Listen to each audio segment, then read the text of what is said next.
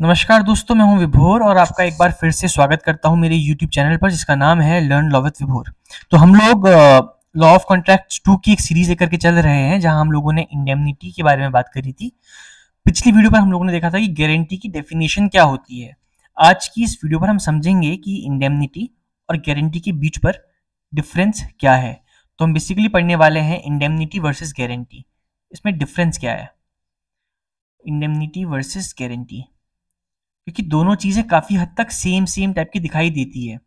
ठीक है, अब जब हम बात करते हैं इंडेमनिटी की या गारंटी की, तो इसको आप कैसे डिफरेंशिएट करोगे। हमने 124 में पढ़ा था इंडेमनिटी की डेफिनेशन, 126 में पढ़ी थी गारंटी की डेफिनेशन। अब दोनों में डिफरेंस क्या है, इस बात को हमको समझना इंपॉर्टेंट है। तो जब हमने बात करी थी इंडेमनिटी की, हमने देखा था कि यहाँ दो पार्टीज इन्वॉल्व है। कौन कौन पार्टीज थी? इंडेमनीफायर और इंडेमनिटी होल्डर, दो पार्टीज यहाँ अवेलेबल थी। जब हमने बात करी थी गारंटी की, तो यहाँ तीन पार्टी थी। पहला था क्रेडिटर, दूसरा था principal debtor and third one was surety. तो पहला पॉइंट ऑफ डिफरेंस तो यही रह गया with regard to number of parties. ये हमारा फर्स्ट पॉइंट ऑफ डिफरेंस दोनों के बीच पर। जब हम बात करते हैं कॉन्ट्रैक्ट ऑफ इंडेमनिटी की, तो इंडेमनिटी के कॉन्ट्रैक्ट पर सिर्फ और सिर्फ दो पार्टी अवेलेबल होती है, इंडेमनीफायर और इंडेमनिटी होल्डर। वहीं पर को जब हम बात करते हैं गारंटी की, तो कॉन्ट्रैक्ट ऑफ गारंटी के अंदर तीन पार्टीज अवेलेबल होती हैं, जो है creditor, principal debtor and surety. तो यहाँ तीन पार्टीज इन्वॉल्व है, यहाँ दो पार्टीज इन्वॉल्व है। This is the first difference between contract of indemnity and the contract of guarantee. क्योंकि हमको अब समझना है कि दोनों में डिफरेंस कैसा, दोनों को कैसे डिफरेंशिएट करोगे। दोनों का पर्पस काफी हद तक सेम दिखता है बट है नहीं। हमने पिछली वीडियो पर भी ये बात करी थी कि इंडेमनिटी लगती है गारंटी की तरह पर गारंटी है नहीं। तो अब हम बात करेंगे एक और डिफरेंस की। सेकंड डिफरेंस जो हम लेकर चलते हैं हम लायबिलिटी को लेकर के। लायबिलिटी कब अराइज होगी और लायबिलिटी किसकी, क्या कैसी लायबिलिटी होगी। तो हम फिर यहाँ एक लाइन खींच लेते हैं। जब हम बात करते हैं इंडेमनिटी की, तो हमने कहा था दो पार्टीज हैं A and B. A indemnity holder है, इंडेमनीफायर है, बी इंडेमनिटी होल्डर है, और ए बी से बोला है कि किसी के साथ कॉन्ट्रैक्ट कर और कोई लॉस होगा तो उसकी भरपाई ए करेगा, या कोई चीज होगी उसकी भरपाई ए करेगा। तो यहाँ जो ए की लायबिलिटी है, ए की लायबिलिटी क्या है? It is primary. अगर कल कोई घपला हो जाता है, कॉन्ट्रैक्ट ब्रीच हो जाता है, कोई दिक्कत निकल करके आती है, तो सीधे ए को आकर के सी को कंपनसेट करना पड़ेगा। तो प्राइमरी लायबिलिटी किसकी है? ए की है। बी का यहाँ कुछ लेना देना नहीं है। A has primary liability plus independent liability. किसी के ऊपर डिपेंडेंट लायबिलिटी नहीं है। ए को खुद आना है और आकर के बी की जगह लेकर के जो लॉस सफर हुआ है उस लॉस को कंपनसेट करना है। This is the liability of A. वहीं अगर हम बात करते हैं गारंटी की, तो यहाँ भी तीन पार्टी इन्वॉल्व हैं, ए बी और सी। अब बी और सी ने आपस में करा है कॉन्ट्रैक्ट, ए खड़ा है एज अ श्योरिटी। हमने ही गारंटी पर पढ़ा था कि ए अश्योर करेगा कि बी अपना प्रॉमिस फुलफिल करेगा। ठीक है, तो यहाँ पर को अब ए की जो लायबिलिटी है वो क्या है? वो है सेकेंडरी, क्योंकि पहला जो लायबिलिटी बनती है वो बनती है बी की। बी को अपना काम पूरा करना पड़ेगा, बी ने जो उधार लिया है उस उधार को चुकाना पड़ेगा। अगर बी उस उधार को नहीं चुकाएगा तब जाकर के ए की लायबिलिटी निकल करके आएगी। अब यहाँ क्या था? यहाँ बी ने कोई कॉन्ट्रैक्ट करा था और बी से वो कॉन्ट्रैक्ट ब्रीच हो गया। जैसे वो कॉन्ट्रैक्ट ब्रीच हुआ तो ए को आकर के सी को कंपनसेट करना पड़ेगा।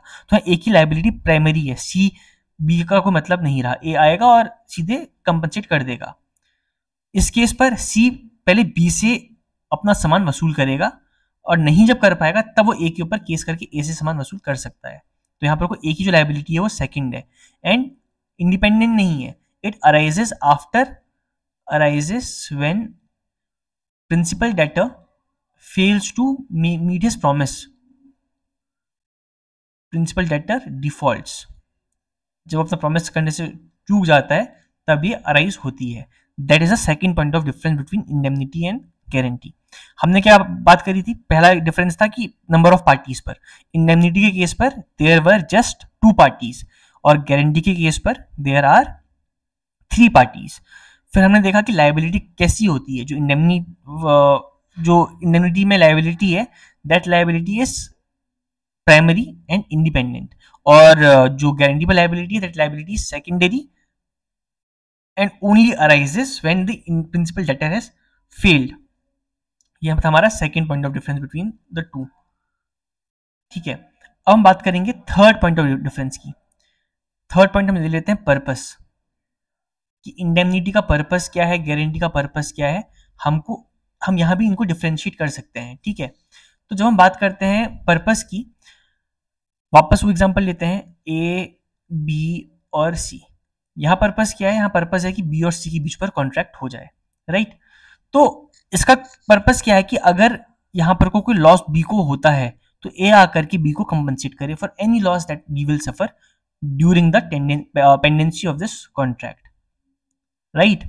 मतलब यहाँ का पर्पस क्या है, बेसिक पर्पस इज कि A will not let B have any loss. तो ए ये नहीं चाहेगा कि बी को कोई लॉस हो।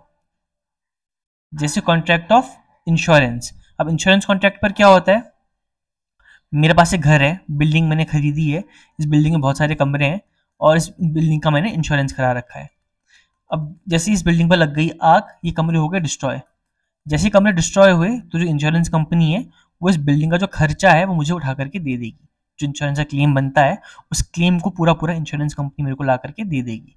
सो इंश्योरेंस कंपनी ने क्या करा, उसने ये इंश्योर करा कि मुझे कोई भी लॉस ना हो, राइट। अब बात करते हैं हम गारंटी की, गारंटी पे क्या डिफरेंस है जो यहाँ नहीं था। यहाँ भी सेम चीज हो रही है, ए श्योरिटी है और बी और सी ने आपस में कॉन्ट्रैक्ट करा है कि बी अपना जो ऑब्लिगेशन है उनको फुलफिल करेगा। तो यहाँ पर को जो लायबिलिटी है वो बी और सी की एक सिंपल कॉन्ट्रैक्ट, जनरल कॉन्ट्रैक्ट है बी और सी के बीच पर। ए एज अ श्योरिटी खड़ा है, ए एज अ गारंटर खड़ा है कि बी ने जो प्रॉमिस करा है बी अपने प्रॉमिस को पूरा करके देगा। तो यहाँ पर को क्या हो रहा है, अश्योरेंस हो रहा है, अश्योरेंस ऑफ परफॉर्मेंस, कि बी अपना जो लायबिलिटी है उसको परफॉर्म करके ही रहेगा। There is an assurance of performance. तो यहां पर को जो नहीं था वो यहां अवेलेबल है। This is the second point of difference. Third point of difference, purpose की अगर हम बात करते हैं तो इंडेमनिटी का पर्पस है कि जो पार्टी है उसको कोई भी लॉस ना हो, और लॉस होता है तो उसको उस लॉस का कंपनसेशन मिले। और गारंटी का जो पर्पस है वो ये है कि अश्योरेंस है कि कॉन्ट्रैक्ट परफॉर्म होगा, एक गारंटी है कि कॉन्ट्रैक्ट को परफॉर्म करा जाएगा। This is the second third point of difference between indemnity and guarantee. अब तीन हमने डिफरेंस पढ़ लिए हैं। पहला डिफरेंस है नंबर ऑफ पार्टीज कितनी है, इंडेमनिटी में 2 पार्टीज है, गारंटी पर 3 पार्टीज है।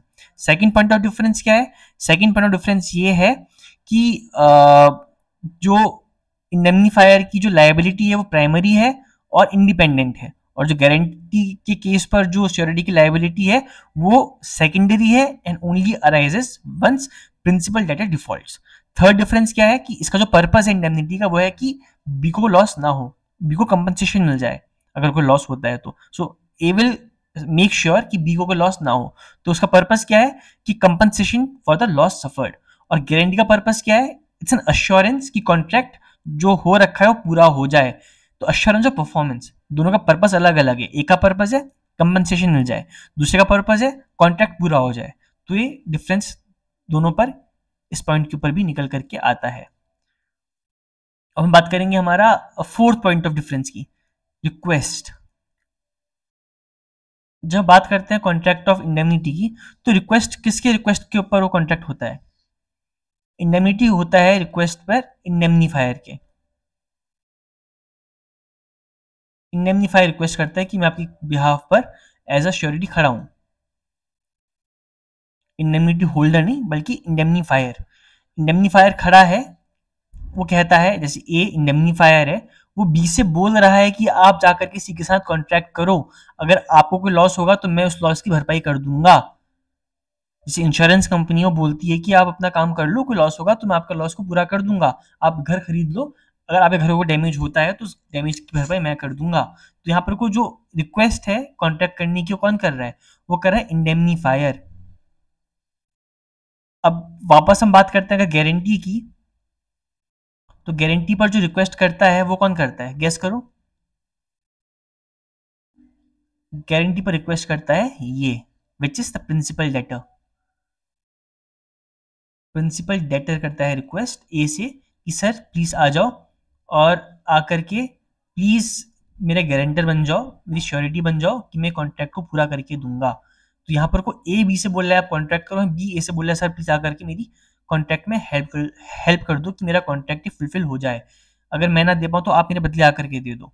तो this is the fourth point of difference. फिर हम रिवाइज करेंगे। First point of difference, number of parties, यहाँ 2 यहाँ 3। सेकंड पॉइंट ऑफ डिफरेंस, जो लायबिलिटी है इंडेमनीफायर की वो प्राइमरी और इंडिपेंडेंट है। गारंटी के केस पर जो लायबिलिटी है श्योरिटी की वो सेकेंडरी है और when principal debtor defaults. Third जो हमने पढ़ा था, इसका जो पर्पस है इंडेमनिटी का वो ये है कि कंपनसेशन मिल जाए फॉर द लॉस सफर्ड, और गारंटी का पर्पस है कि contract must be performed, assurance of contract. जो फोर्थ पॉइंट ऑफ डिफरेंस हम लेकर चल रहे हैं वो लेकर चल रहे हैं कि रिक्वेस्ट कौन रिक्वेस्ट करता है, इंडेमनीफायर रिक्वेस्ट कर रहा है इंडेमनिटी होल्डर से कि आप कॉन्ट्रैक्ट को करो, आपको कोई लॉस होगा तो मैं उसको चुकता दूंगा। और गारंटी के केस पर जो कॉन्ट्रैक्ट कर रहा है वो कर रहा है प्रिंसिपल डेटर, वो बोला सर प्लीज आ जाओ, मेरे श्योरिटी बन जाओ, मेरे गारंटर बन जाओ कि मैं इस कॉन्ट्रैक्ट को पूरा कर लूंगा। तो ये है fourth point of difference between indemnity and guarantee. अब हम बात करेंगे फिफ्थ पॉइंट ऑफ डिफरेंस के बारे पर। फिफ्थ पॉइंट ऑफ डिफरेंस है लॉस। कि लॉस की बात देखो, कॉन्ट्रैक्ट हो रहा है, पर्पस क्या है, हम वहां लॉस को कंपनसेट करने की बात कर रहे हैं ना। तो लॉस कब होगा, क्वेश्चन खड़ा खड़ा होता है कि लॉस कब होगा। जब हम बात करते हैं इंडेमनिटी की, तो जो इंडेमनिटी है, इंडेमनिटी के केस पर जो लॉस होगा वो होगा किसी अनफोर्सीन सर्कमस्टेंस के हो जाने से। क्या लिख रहा हूं मैं, ये अनफोर्सीन सर्कमस्टेंस के हो जाने से कोई लॉस होगा। ए ने कॉन्ट्रैक्ट किया बी से इंडेमनिटी का कि आप सी के कैटरर बन जाओ। केटरिंग एग्जांपल लेते हैं फिर से। सी के घर में शादी है, ए बी से बोलते हैं काम कर, तो सी का कैटरर बन जा। अगर कोई लॉस होगा, कोई दिक्कत निकल करके आएगी तो ए कंपनसेट करके उसको देगा। तो बी जब जा रहा था, रास्ता टूट गया और गाड़ी खराब हो गई या कुछ हो गया और सी के पास नहीं पहुंच पाया, सी ने बी के ऊपर केस कर दिया। तो इस केस में जो ए की लायबिलिटी निकल करके तब आएगी जब कोई अनफोर्सीन इवेंट अकर कर गया हो। पर यहाँ पर को अगर हम बात करें गारंटी की, तो गारंटी का क्लॉज कब होता है, देखो यहाँ तो परफॉर्मेंस ऑफ कॉन्ट्रैक्ट की बात निकल करके आ रही, कोई अनफोर्सीन सर्कमस्टेंस निकल करके आ जाएंगे। अगर अनफोर्सीन सर्कमस्टेंस निकल के नहीं आएंगे, बी जाने से मना कर देगा, तो हमने बात करी थी क्या दिक्कत यहाँ पर निकल करके आएगी, राइट। गारंटी के केस पर अगर बी अपना प्रॉमिस फुलफिल नहीं करता है तब ए को लॉस होगा, अदरवाइज ए को लायबिलिटी नहीं बनती है। जब यह लॉस अराइज होगा, कब अराइज होगा, जब बी अपने कॉन्ट्रैक्ट से मुकर जाए। बी ने ए को एज ए गारंटर खड़ा करा है और जब बी मुकर जाएगा तो ए सी को तो पे कर देगा, पर ए बी से फिर वैसा क्लेम कर सकता है। This is the contract of guarantee. ठीक है, ये है हमारा फिफ्थ पॉइंट, लॉस। फिर रिवाइज कर लेते हैं एक बार। First difference, 2 parties 3 party. उसके बाद अगर हम बात करें लायबिलिटी की, तो primary liability plus do we call it independent liability. इस केस पे अगर हम बात करें तो secondary liability and only arise once the principal debtor defaults. फिर अगर हम बात करें पर्पस की, इंडेमनिटी का पर्पस है to compensate for the loss suffered, guarantee का पर्पस है to ensure that the contract takes place. ठीक है, उसके बाद अगर हम बात करें फोर्थ की, तो फोर्थ हमारा था रिक्वेस्ट। या हम रिक्वेस्ट कर रहे हैं कि कौन रिक्वेस्ट करेगा कॉन्ट्रैक्ट की, तो पहले केस पे कर रहा है इंडेमनीफायर कि आप कॉन्ट्रैक्ट कर लो, और गारंटी केस में कर रहा है प्रिंसिपल डेटर कि प्लीज मेरे श्योरिटी बन जाओ। अगर हम बात करें लॉस की, तो लॉस हो रहा है किसी अनफोर्सीन सर्कमस्टेंस से, यहाँ हो रहा है बी के एक्ट से। तो अगर बी का एक्ट है नॉन परफॉर्मेंस का, तब यहाँ पर कोई लॉस सफर हो रहा है, यहाँ कोई अनफोर्सीन सर्कमस्टेंस से लॉस सफर हो रहा है। तो बी तो सी के साथ कॉन्ट्रैक्ट कर ही रहा है, अपना काम पूरा नेचर कर ही रहा है। अब अगर बी डिफॉल्ट कर दे तो बी को फिर लायबिलिटी नहीं बनेगी, फिर ए की लायबिलिटी नहीं बनेगी। बट बी अगर अपना काम तमीज से करता है, कुछ हो जाता है, तब ए की लायबिलिटी निकल करके आएगी। So it's all based on unforeseen circumstance. यहाँ जो कंसेप्ट हो रहा है, यहाँ हो रहा है बी के गलती से, बी के नेग्लिजेंस से, बी के ब्रीच से। तो यही डिफरेंस है हमारा पांचवा। अगर हम अब बात करें छठे डिफरेंस की दोनों के बीच पर, तो छठा डिफरेंस है विद रिगार्ड टू रेवोकेशन। क्या इंडेमनिटी को हम रिवोक कर सकते हैं? हमने कल गारंटी के बारे में पढ़ा था, आज हम देखते हैं कि क्या हम इंडेमनिटी को रिवोक कर सकते हैं। Can an indemnity be revoked? और गारंटी, ठीक है। तो इंडेमनिटी को अगर हम बात करें रिवोक करने की, तो इंडेमनिटी को रिवोक करना नॉट पॉसिबल, क्योंकि कॉन्ट्रैक्ट है 2 लोगों के बीच पर। ए ने बी से कॉन्ट्रैक्ट करा है कि सर आप आओ और इसी के साथ कॉन्ट्रैक्ट करो, लॉस होगा मैं आपको पूरा करके दूंगा। ए और बी के बीच में इंडेमनिटी का कॉन्ट्रैक्ट हो रखा है। अब अगर कॉन्ट्रैक्ट होने के बाद ए मना कर दे तो इस कॉन्ट्रैक्ट का मतलब क्या रह जाएगा? बी ने कॉन्ट्रैक्ट क्यों करा है? क्योंकि ए ने उससे कहा कॉन्ट्रैक्ट करने के लिए, वरना ये नहीं करता, ए को डर था लॉस हो जाएगा। तो this contract can not be revoked. अब जो हो गया वो होगा, ठीक है। गारंटी के केस पर क्या है? गारंटी के केस पर फिर वही तीन पार्टी हम ले लेंगे। तो जब हम गारंटी के केस में तीन पार्टी ले रहे हैं तो हमने दो टाइप की गारंटी की बात करी थी, specific guarantee and continuing guarantee. अगर स्पेसिफिक गारंटी है तो फिर तो घूम फिर कर ये कंडीशन निकल करके आ गई कि जो गारंटी स्पेसिफिक दे रखी है वो स्पेसिफिक पर्पस के लिए दे रखी है। बट अगर गारंटी कंटिन्यूइंग है तो जब अगला लायबिलिटी अराइज होगी उससे पहले ए उसको रिवोक करा सकता है। It's on the power of A to revoke at any time the guarantee that he has given. एक बार वो स्पेसिफिक गारंटी के लिए कुछ कह दे और उसके बेसिस में काम हो जाए तब तो वो नहीं हट पाएगा, बट अगर गारंटी कंटिन्यूइंग है तो एक बार उसने काम कर दिया सेकंड टाइम के मना कर सकता है। That is the power of A. इस केस पर अगर उसने इंडेमनिटी दे रखी है तब नहीं कर सकता। इंडेमनिटी गारंटी पर डिफरेंस रेवोकेशन को लेकर के भी है, ठीक है। यह था हमारा छठा डिफरेंस। तो पांच डिफरेंस फिर रिवाइज करते हैं। दो पार्टी, तीन party. Second point of difference, liability primary, liability secondary. Third difference, यहाँ इसका पर्पस क्या है? Purpose is compensation for loss of work. Purpose है कि कॉन्ट्रैक्ट परफॉर्म हो जाए। उसके बाद अगर हम बात करें रिक्वेस्ट की तो ए रिक्वेस्ट करता है, यहाँ बी रिक्वेस्ट कर रहा है, यानी कि इंडेमनीफायर रिक्वेस्ट कर रहा है, यहाँ प्रिंसिपल डेटा रिक्वेस्ट कर रहा है। उसके अलावा अगर लॉस की बात करें तो लॉस कब होगा? जब कोई अनफोर्सिन सर्कमस्टेंस निकल करके आएंगे। यहाँ लॉस कब होगा? यहाँ लॉस तब होगा जब बी अपने काम से हट जाए, वो अपना प्रॉमिस को फुलफिल ना करे, नॉन परफॉर्मेंस ऑफ प्रॉमिस हो जाए, तब यहाँ पर को लॉस होगा। उसके बाद हमने बात की रेवोकेशन की, तो यहाँ पर को ए के पास पावर नहीं रिवोक करने की, यहाँ श्योरिटी के पास पावर है कि कॉन्ट्रैक्ट को रिवोक कर सकता है। तो आई होप यहां तक क्लियर हो। अब बात करेंगे हम सेवेंथ डिफरेंस की, विच is the nature of the act, कि किस तरीके का ये एक्ट है, किस तरीके के एक्ट के ऊपर आप इंडेमनिटी दे सकते हो और किस तरीके के एक्ट के ऊपर आप गारंटी दे सकते हो, ठीक है। तो अगर हम बात करें इंडेमनिटी का case, it will only be the civil acts. किसी भी सिविल एक्ट के ऊपर इंडेमनिटी दी जा सकती है। अगर कोई सिविल एक्ट है उस एक्ट के ऊपर आप इंडेमनिटी दे सकते हो, बट वहीं पर कोई जो गारंटी है वो civil act plus criminal act. अब क्रिमिनल एक्ट के ऊपर भी गारंटी दे सकते हो कि हाँ ये इंसान को गलत काम नहीं करेगा, अगर करेगा तो मैं उसकी गारंटी ले रहा हूँ, मैं उसको कंपनसेशन की बात करूंगा। ए फॉर एग्जाम्पल लेकर समझते हैं, ए एक चोर है जो हैबिचुअल ऑफेंडर है, तो बी जो है वो सी से बोलता है काम करो आप ए को हायर कर लो, मुझे पता है वो चोर है पर अगर कुछ कोई दिक्कत करेगा, कोई चोरी करेगा तो उससे कंपनसेशन मैं दूंगा। ये काम करते हुए चोरी कर लेता है तो बी को अब कंपनसेट करना पड़ेगा। इंडेमनिटी नहीं है, ये कॉन्ट्रैक्ट ऑफ गारंटी है। इंडेमनिटी सिर्फ सिविल एक्ट के ऊपर हो रही है, क्रिमिनल एक्ट के ऊपर इंडेमनिटी नहीं की जा सकती, ठीक है। ये हमारा सातवां डिफरेंस है। आठवां डिफरेंस है एक्सटेंट ऑफ लायबिलिटी, कि कहाँ तक लायबिलिटी एक्सटेंड होगी, इंडेमनिटी और गारंटी। जब हम बात करते हैं इंडेमनिटी की तो एक्सटेंट कहाँ तक है? हमने कॉन्ट्रैक्ट करा है till the loss of amount. Loss of amount, कितने अमाउंट का लॉस हुआ है उसके ऊपर डिपेंड करती है इसकी कितनी एक्सटेंट होगा। मतलब अगर 5 लाख का लॉस हुआ तो 5 लाख रुपए, 10 लाख का लॉस हुआ 10 लाख रुपए, 20 लाख का लॉस हुआ 20 लाख रुपए। तो depends on the extent, the amount of extent जो लॉस हुआ है। एग्जाम्पल से समझते हैं, ए का घर है, ठीक है, इंश्योरेंस कॉन्ट्रैक्ट एग्जाम्पल लेते हैं। ए का घर है, इस घर पर कमरे हैं 9 और इस घर की कीमत है, पूरे घर की कीमत है 90 लाख रुपीस, मतलब हर साइड की कीमत 10 लाख है, हर कमरे की कीमत 10 लाख रुपए।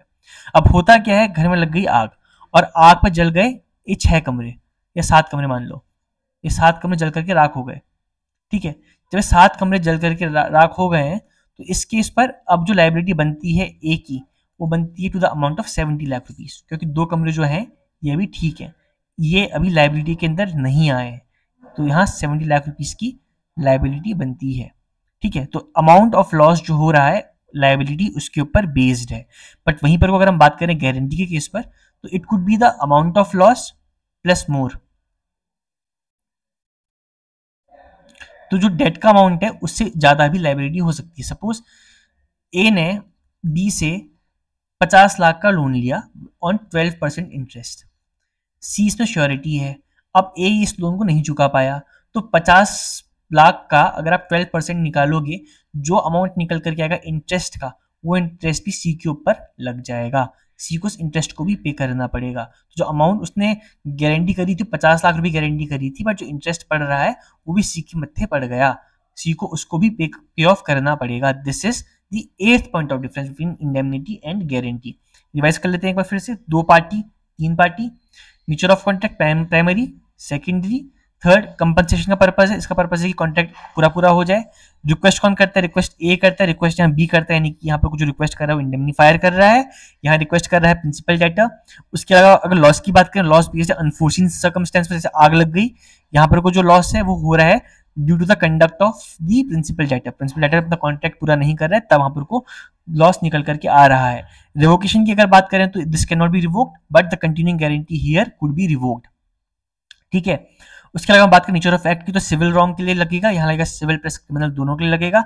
एक्सटेंड लायबिलिटी का वो till the amount of damage, it can be more than the amount of damage suffered. ठीक है, आई होप यहाँ तक क्लियर हो।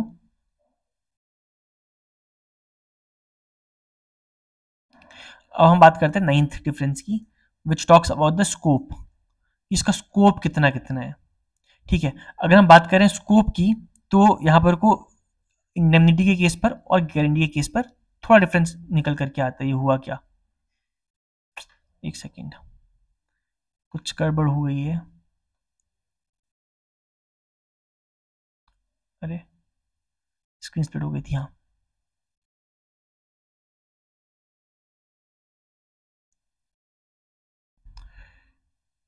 ये कहाँ से गायब होगा। चलो जो भी आगे, कोई बात ही नहीं, इसको हम यहाँ से फुल स्क्रीन कर लेते हैं, होता है तो ठीक है। इंडेमनिटी और गारंटी पर डिफरेंस जो निकल करके आ रहा है स्कोप के रिगार्डिंग, स्कोप के रिगार्डिंग डिफरेंस ये है कि ये सिंगल ट्रांजेक्शन की बात करता है, ये बात करता है मल्टीपल ट्रांजेक्शन की। ए ने बी से कहा तू गाड़ी खरीद ले, तेरी गाड़ी पे कोई डैमेज निकल करके आएगा, मैं उसे पे करूंगा। क्या है यहाँ पर को, एक सिंगल ट्रांजेक्शन है विद डील्स विद द गाड़ी। यहाँ मल्टीपल ट्रांजेक्शन हो सकते हैं, कंटिन्यूइंग गारंटी दी जा सकती है कि ए हर साल की 1 तारीख को बी से 10 लाख रुपए लोन लेगा और साल के एंड पर 12 लाख रुपए चुकाएगा बी को, अपना बाकी ए उससे प्रॉफिट कर सकता है जो उसको करना है। हर साल सेम कंसेप्ट चलेगा, सी एज अ श्योरिटी खड़ा रहेगा। एक मल्टीपल कंसेप्ट है, कंटिन्यूइंग कॉन्ट्रैक्ट है, ये वन टाइम कॉन्ट्रैक्ट है। तो ये सिंगल कॉन्ट्रैक्ट है, ये मल्टीपल कॉन्ट्रैक्ट है। That is the difference between indemnity and guarantee with regard to the scope of the contract. इसका मतलब क्या है कि इंडेमनिटी का कॉन्ट्रैक्ट सिर्फ एक ट्रांजेक्शन के लिए होगा, और गारंटी का contract can be for single transaction, can be for multiple transaction and can be for continuing transaction as well. ठीक है, तो इंडेमनिटी और गारंटी के ऊपर एक डिफरेंस और है। अब हम बात करते हैं लास्ट डिफरेंस की। लास्ट पॉइंट ऑफ डिफरेंस अगर हम लेकर चलें, तो it is with regard to the binding effect. जैसे कौन कौन बाइंडिंग इफेक्ट में आता है, इंडेमनिटी एंड गारंटी। तो जो इसका केस इंडेमनिटी का है, यहाँ you can not sue the third party who is a part of the contract. मतलब अगर ए बी के साथ कॉन्ट्रैक्ट करता है और कोई एरर से कॉन्ट्रैक्ट नहीं हो पाता, तो A can not come and sue B कि मुझे डैमेजेस दे। A can not do that, right, क्योंकि ए बी को इंडेमनिटी दे रहा है कि अगर कोई लॉस होगा तो उसको भरपाई वो करेगा। अब बाद में ए आकर के बी को सू नहीं कर सकता कि मुझे जो तेरा पैसा मैंने दिया है for the contract of indemnity वो वापस कर, वो पॉसिबल नहीं है।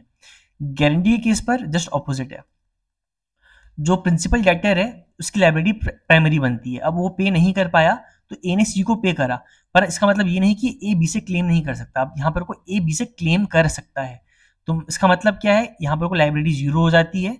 यहाँ पर को आप बी की लायबिलिटी को नहीं देखोगे, यहाँ पर को आप बी की लायबिलिटी को देखोगे। तो यहाँ पर को प्रिंसिपल डेटर को आप सू कर सकते हो, यहाँ पर को आप इंडेमनिटी होल्डर को सू नहीं कर सकते हो। सो ये 10 डिफरेंस हैं बिटवीन इंडेमनिटी एंड गारंटी।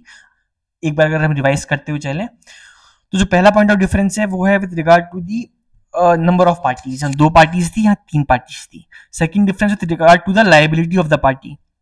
तो लायबिलिटी जो थी प्राइमरी थी, इंडिपेंडेंट थी, सेकेंडरी थी, and only arises when defaults of the principal debtor. उसके अगर हम बात करें पर्पस की, तो उसका पर्पस था कि जो इंडेमनिटी होल्डर है उसको लॉस सफर ना हो। अगर हम गारंटी की बात करें, तो जो गारंटी का पर्पस है, गारंटी का पर्पस है कि जो कॉन्ट्रैक्ट प्रॉमिस करा है, जो अश्योरेंस दिया है कि उस कॉन्ट्रैक्ट का फुलफिलमेंट होगा, तो fulfilment of the contract is the assurance here, ये इसका पर्पस था।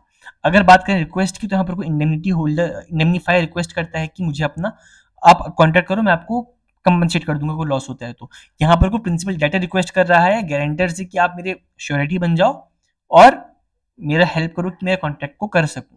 ठीक है, अगर हम बात करें लॉस की, तो लॉस होता है अनफोर्सिन सर्कमस्टेंस इंडेमनिटी के अंदर, गारंटी के अंदर वही लॉस होगा ड्यू टू द नेग्लिजेंस और the default of principal debtor. फिर अगर हम बात करें रेवोकेशन की, तो indemnity can not be revoked because वो हो गई है। Guarantee if is in continuing nature can be revoked before the liability take place. ठीक है, अगर हम बात करें नेचर ऑफ एक्ट की, तो जो नेचर ऑफ एक्ट है वो क्या है, सिविल के ऊपर लागू होता है, सिविल क्रिमिनल दोनों के ऊपर लागू हो सकता है। अगर हम बात करें एक्सटेंड ऑफ लायबिलिटी की, लायबिलिटी कहाँ तक अराइज होगी, तो अमाउंट ऑफ लॉस, जो लॉस आपने प्रॉमिस करा है उस लॉस तक को आप इंडेमनीफाई करोगे। गारंटी के केस पर आपका जो लॉस है वो ज्यादा भी हो सकता है as compare to the amount that you are guaranteeing. आप 50 लाख रुपए गारंटी दे रहे हो, बट उसका जो इंटरेस्ट पड़ेगा वो भी आपके ऊपर चढ़ सकता है। ठीक है, अगर हम बात करें स्कोप की, तो ये सिंगल ट्रांजेक्शन में लागू होता है। गारंटी का जो कॉन्ट्रैक्ट है वो मल्टीपल कॉन्ट्रैक्ट पे लागू हो सकता है, साथ में कंटिन्यू गारंटी के ऊपर भी लागू हो सकता है। फाइनली अगर हम बात करें बाइंडिंग इफेक्ट की, तो इसमें जो बी है, ए बी को सू नहीं कर सकता, बट यहाँ पर को जो प्रिंसिपल डेटर है वो सू हो सकता है बाय द श्योरिटी जिसने उस प्रिंसिपल डेटर का पैसा चुका रखा है to recover his money back. तो ये 10 डिफरेंस है between indemnity and guarantee. I hope आपको ये समझ में अच्छे से आ गए हो और आपकी वीडियो क्लियर हो गई हो। अगर आपको वीडियो पसंद आई हो तो चैनल को लाइक कर देना, सब्सक्राइब कर देना, और हम अगली वीडियो में बात करेंगे अगले टॉपिक के बारे पर, जहाँ पर को हम अब rights of surety, nature of contract क्या होता है, लायबिलिटीज क्या होती हैं, इनका रिलेशनशिप क्या होता है, फिड्यूशियरी रिलेशनशिप क्या क्या होता है, इन चीज़ों के बारे पर इन डेप्थ समझेंगे और गारंटी को हम इन डेप्थ जा करके एनालाइज करेंगे कि गारंटी होती क्या है। तो आई होप आपको ये वीडियो समझ में आ गई हो, यहाँ सब कुछ क्लियर हो गया हो। हम जल्द मिलेंगे एक नई वीडियो के साथ। Thank you so much for watching this video.